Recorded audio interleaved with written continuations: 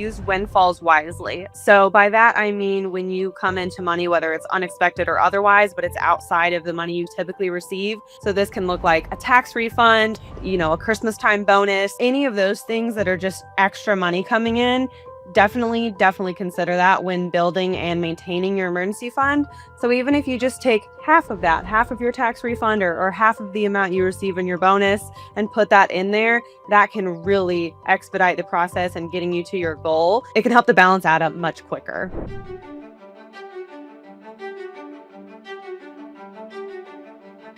Welcome back to the Money More podcast. I'm Madison Foster. And I am Ryan Bowling. Madison, it has been a little bit since we recorded, but wanted to check in. How are you feeling today? I'm feeling pretty good. Like I mentioned, I think on the last recording, I'm still feeling a little bit of the holiday pressures and stress. And I also very much do not care for the cold temperatures. So I'm pretty Scrooge about all of it. But I'm trying to stay positive. I'm doing some gift wrapping tonight for people. So that's exciting. So I'm hanging in there. How are you? We got all of ours done. Happy about that. So I think maybe when listeners get to this, we might be a little bit past the holidays, but it'll be a great time, cue segue, to talk about our topic today, which if you're into the new year, we're going to talk about building a savings emergency fund from scratch. So you have a lot of expertise in this. You, of course, have tackled it on our blog. You come from that retail banking background, but why is this topic in particular important to you? Because I know it is. It is, yeah. And honestly, it's just because I've been on both sides of it. So, like, when you don't have an emergency fund and you're very much living paycheck to paycheck, and that's always when, like, a car breaks down or something like that, every single expense that comes up that's unexpected really feels like a crisis. And that's when sometimes we get into the unfortunate cycle of like then putting debt on credit card or maybe spending beyond our means just to get ourselves out of a bind. But then I've also been on the other end of that spectrum where I was maybe in a different spot financially and I did have kind of a little bit set to the side for when things do come up.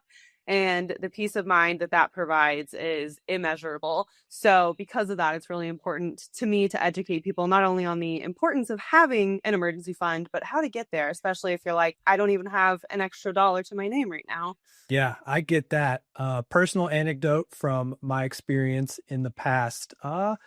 It was, well, probably 15 years ago, had been living in the house that we had bought at the time and thought when we bought the house, oh, this is great. We have two different heating and air conditioning units because it was a two-story house.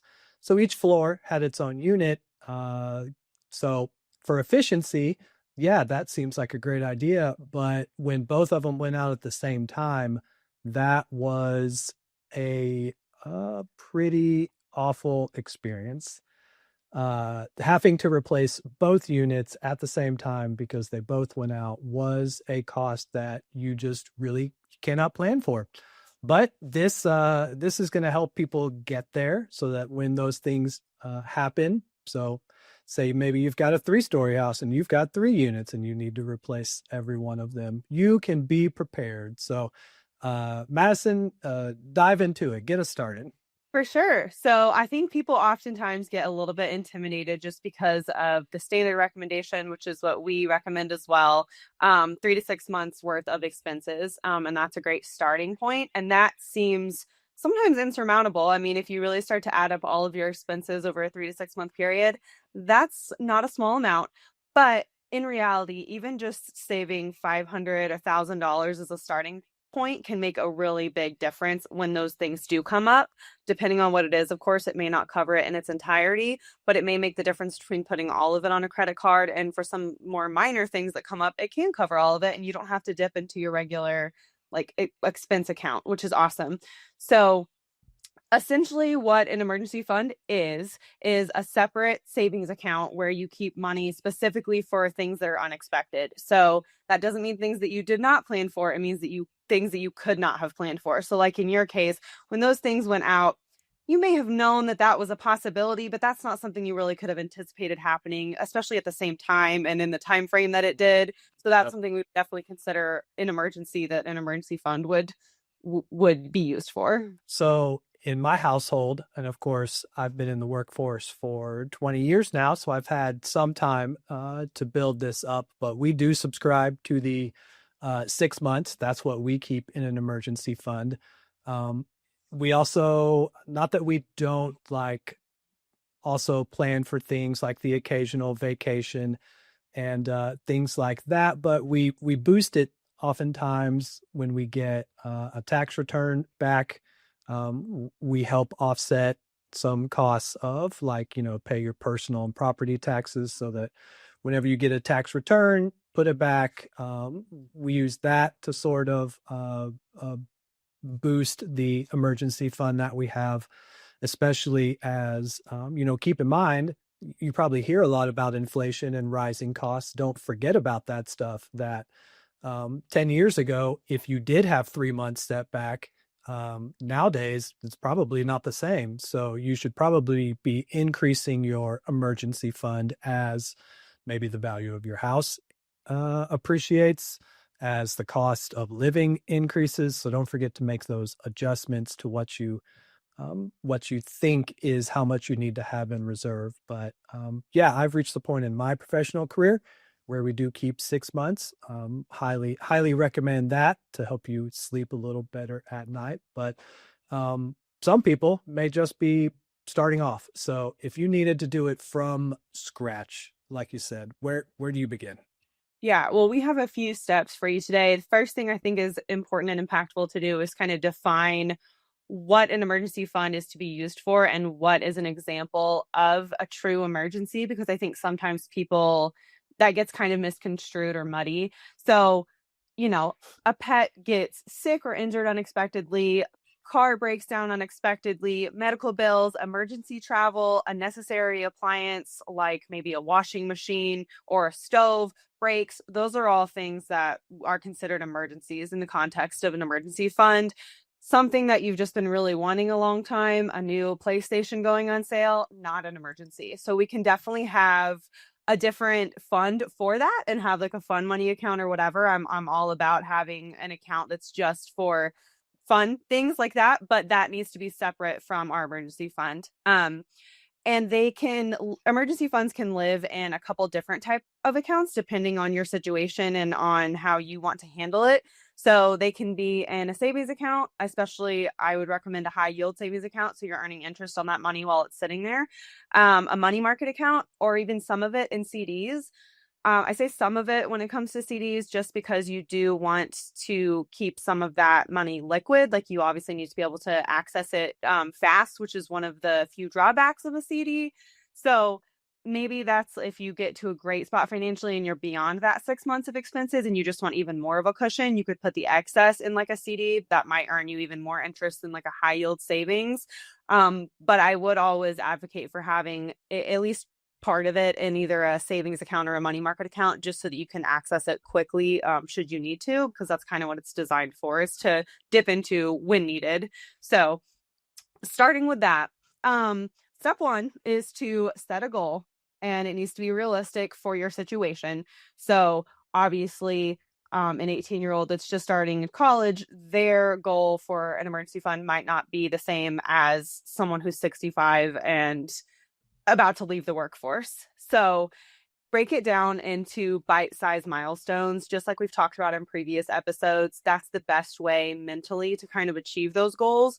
So if you're on here and you're hearing 6 months worth of expenses or even $1,000 and that feels absolutely impossible for you and where you're at, start with $100, or even just start with a weekly goal, maybe $50. Maybe each check you have $100 taken out of that and automatically transferred into a savings account. So the point is not necessarily to just take money you don't have and put it somewhere else. It's just to create momentum. Yeah, I think what you said right there, I wanted to also reiterate, is that concept of paying yourself first and do it automatically. So that is one thing I learned very early on when I was in college. I think my mom told me to, she heard it on Oprah, so that long ago.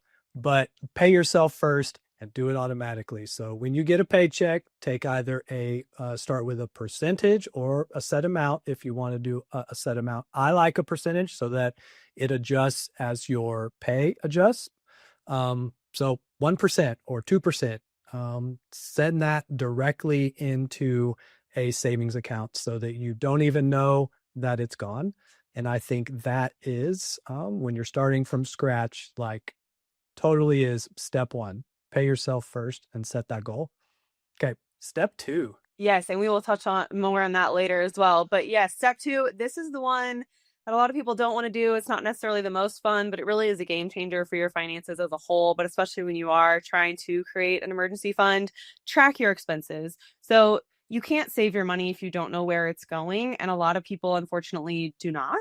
And it's important to tell your money where it needs to go rather than just kind of like spend it until it's gone and be like, oh, I don't even know where my paycheck just went. So it's important to set a budget, see where everything is going expenditure wise, track your essential expenses such as a rent payment, mortgage payment, utilities, groceries, gas, those type of things, then see what's left over and what can be cut out of anything excess from your essentials. So, oftentimes when we do that and we do kind of like an audit of our personal finances, we do find that there is at least enough of a surplus that we can either cut something or that we have some extra money each check or each month, and that can be a great starting point to create that fund.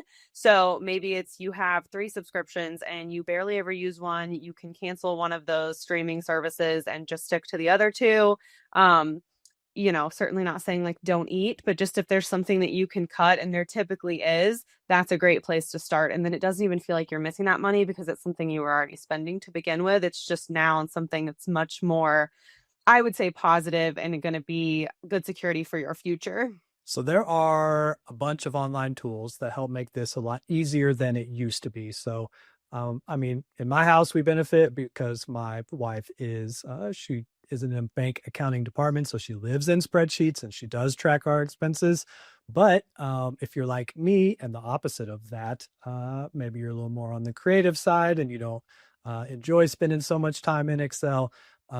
OMB's digital banking app, and there are lots of other apps that are inside of those digital banking tools will break your spending down into categories so that you can see what was a utility category, because all the purchases that you make with your debit cards and your credit cards have corresponding industry codes, and you can use those tools, and usually they're super simple to see and track where your expenses occurred. So, in this modern age, it's much easier to see how much you spent in a given time period. Maybe it's per month or per quarter, on food, and how much, like you said, was on entertainment, how much was in your utilities. So there are digital tools now that make it easier than it has ever been.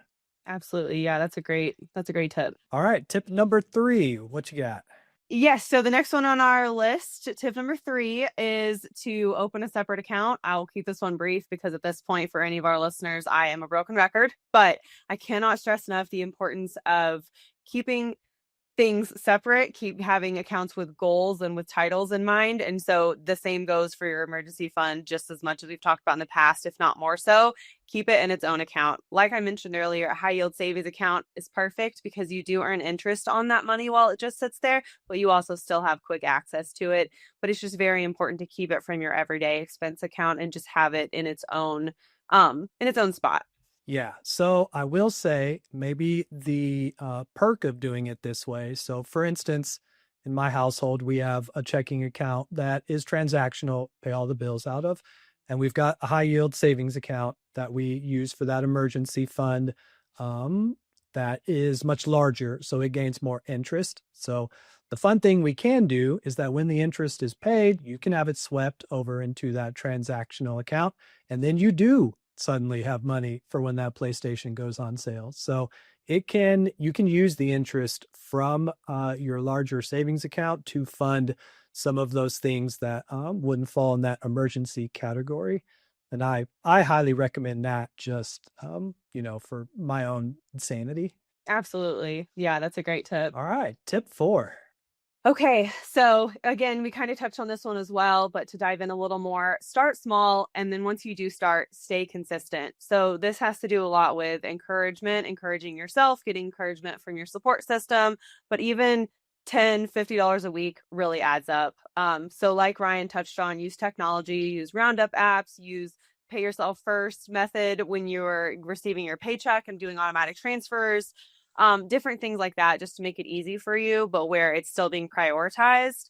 And just, keep in mind that even if you do have to start small, everyone starts somewhere and it really does add up. So just keep at it. And then before you know it, you'll have your $1,000, $5,000, whatever your goal is, you'll have it if you just stay consistent with it and commit to it. Yeah, so this may not seem so obvious and apparent, but I think of all the steps in the entire list, I feel like this is the most important one because consistency matters. As soon as you break the cycle, it is so difficult to get it back. So consistency, I think, is the key to success with building a emergency fund. Yeah, absolutely. Consistency is key with, being successful at most things. So finances are no different. Absolutely. Tip number 5.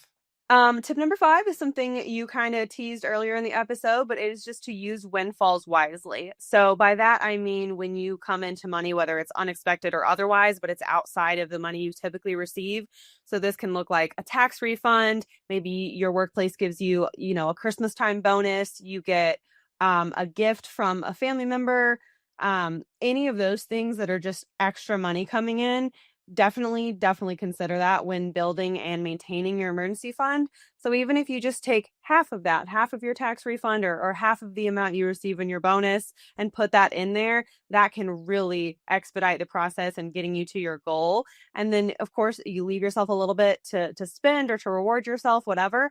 But if you just make sure to keep up with those changes, like when you are getting extra income and making sure to keep your emergency fund top of mind when those things do come in, that can be really beneficial as well. And it can help the balance add up much quicker. Yeah, I think obviously the difficulty you run into here is that you have to have the conversation about what to do with a windfall if it is to save it or to reduce any debt that you have. And I think it's important to measure carefully the pros and cons of doing both. So take a look uh, closely at what your interest rates are, especially if you are considering reducing that debt.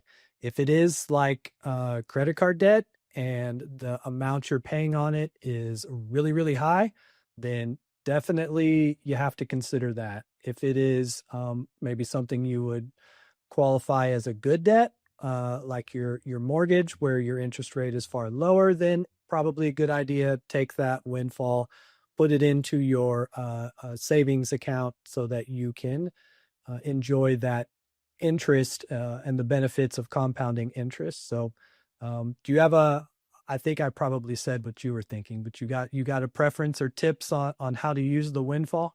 There really is no one size fits all. I would echo what you said in the sense of 9 times out of 10, what I'm going to recommend to somebody or what I did when I was on the front lines in banking is to do both. So I think it's more so the ratio that's going to look different depending on your situation. So if you are drowning in debt, then maybe 80% of that bonus check goes towards debt and just 20% goes into your emergency fund. Whereas if you're debt free otherwise, I would probably say reverse that and do 80% into your emergency fund and have 20% for fun money. You earned it.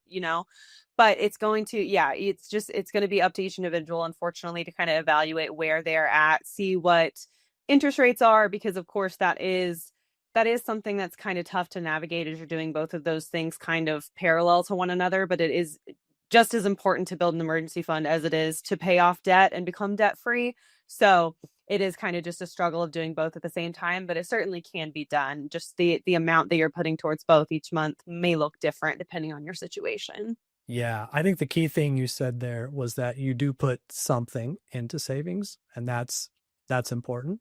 All right. Next tip, tip 6. Yes. So this one is for the people listening who are like, I have absolutely nothing left after my bills come out. I have no money to do what you're talking about. Like, this is a challenge for me. How do I overcome it? So again, I will just say start tiny. $5 a week, even, that still counts. If your income is irregular, maybe it would be better for you to save a percentage of it rather than a fixed amount. Maybe it's not an option if you don't have like a salaried same check biweekly or weekly or whatever. Maybe you don't do the same dollar amount, but you do the same percentage, whatever you can afford to put in savings.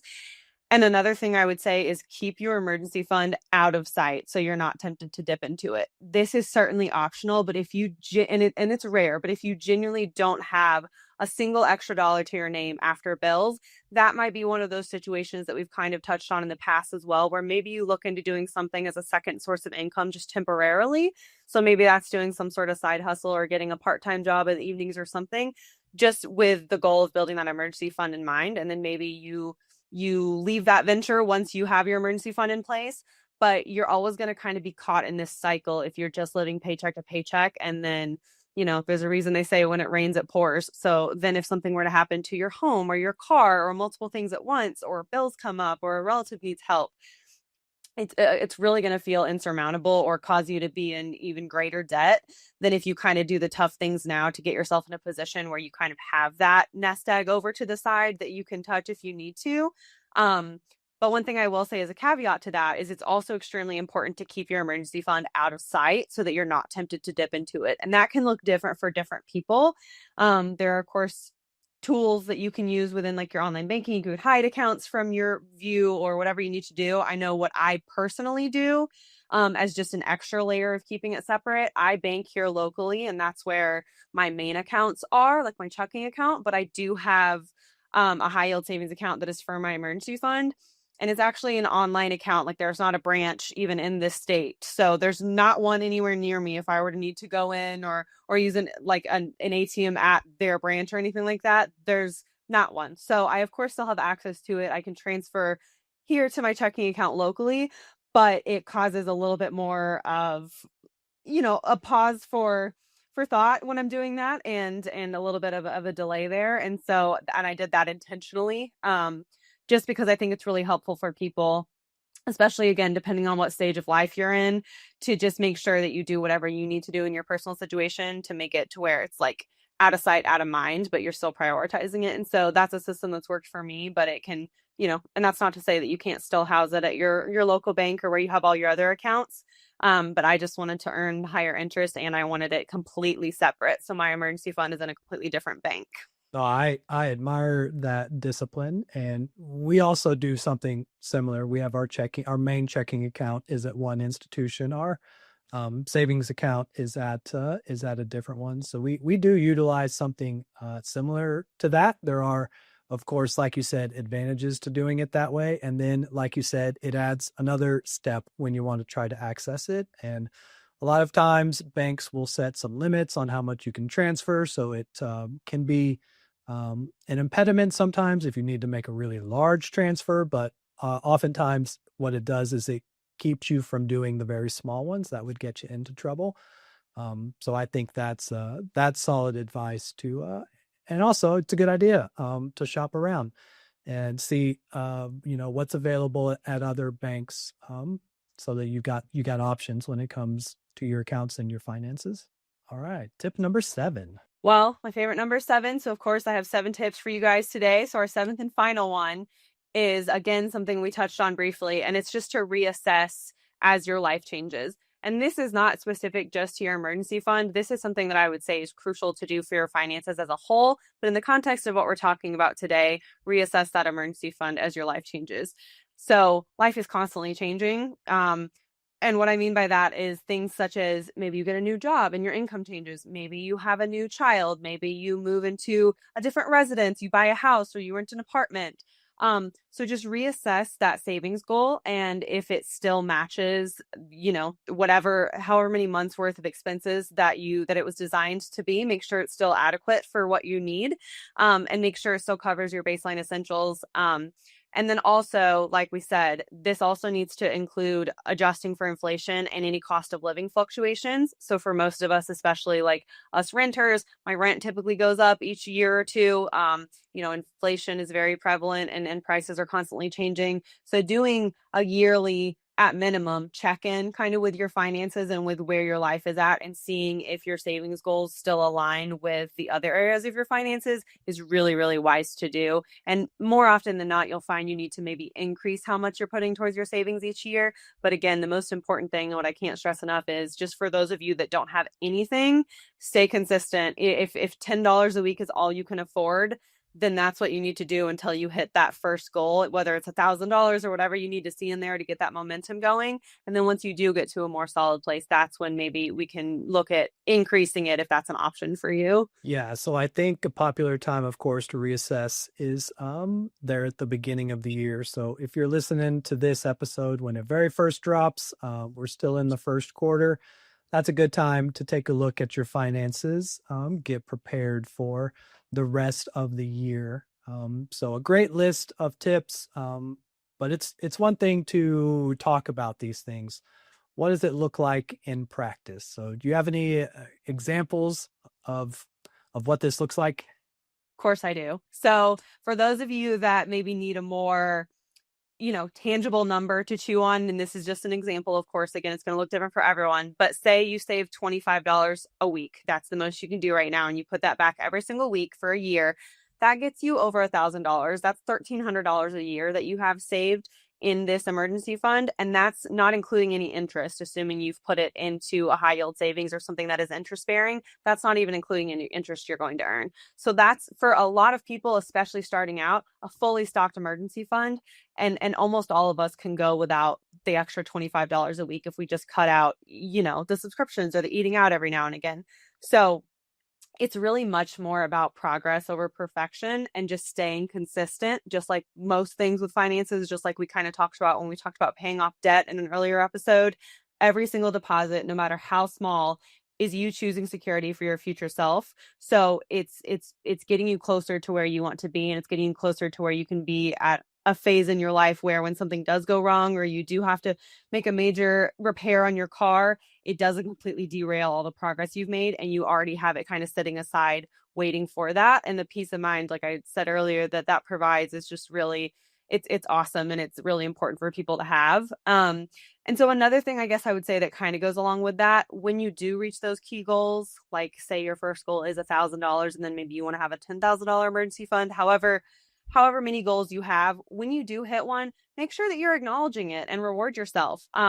That does not mean take money out of it and buy yourself something really fancy, but in whatever that looks like to you, maybe from your fund money account, maybe as a non-monetary reward, maybe call a friend and tell them, whatever that looks like, just make sure that you are acknowledging that within yourself and celebrating that as well. Because that's important when working towards any goal, is just like as you hit those milestones, recognizing it mentally. And I think that gives a lot of us kind of the encouragement and the momentum to keep going until we hit our final end result.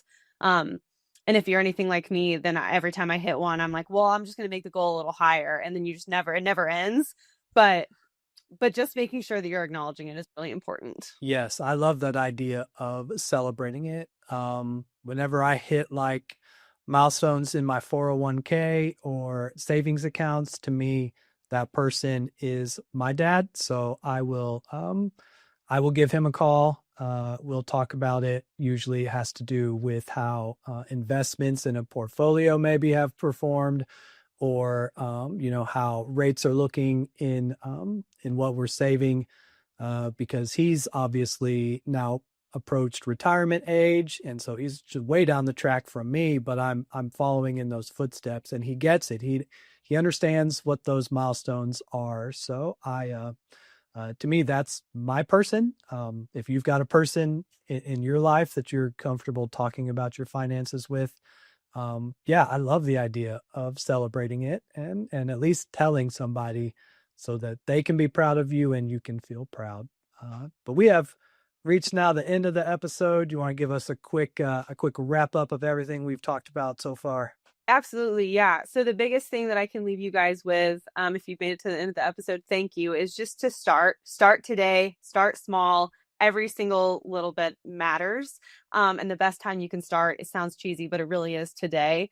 Um, so just give yourself a little bit of grace, especially if you've never had an emergency fund before, it can seem daunting, but just remain consistent. And if you start building it now, just remember, like, it really is to give yourself peace of mind and to help you in the future. That's exactly what it's designed for, is to help future you, and reduce stress down the line. So even if it does add a little bit of extra stress now, think about the payoff, later on in life. Fantastic. All right. Well, I say let's get out of here. If this is your first time listening to or watching the podcast, obviously we're available everywhere that podcasts are streaming. So be sure to subscribe. If you're watching it on YouTube, give us a like, drop us a comment.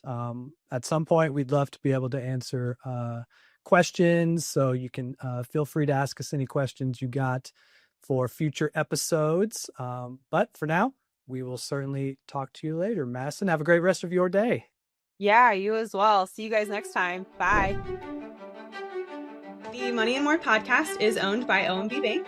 OMB and its affiliates do not provide legal, tax, or accounting advice. You should consult your legal and/or tax advisors before making any financial decisions.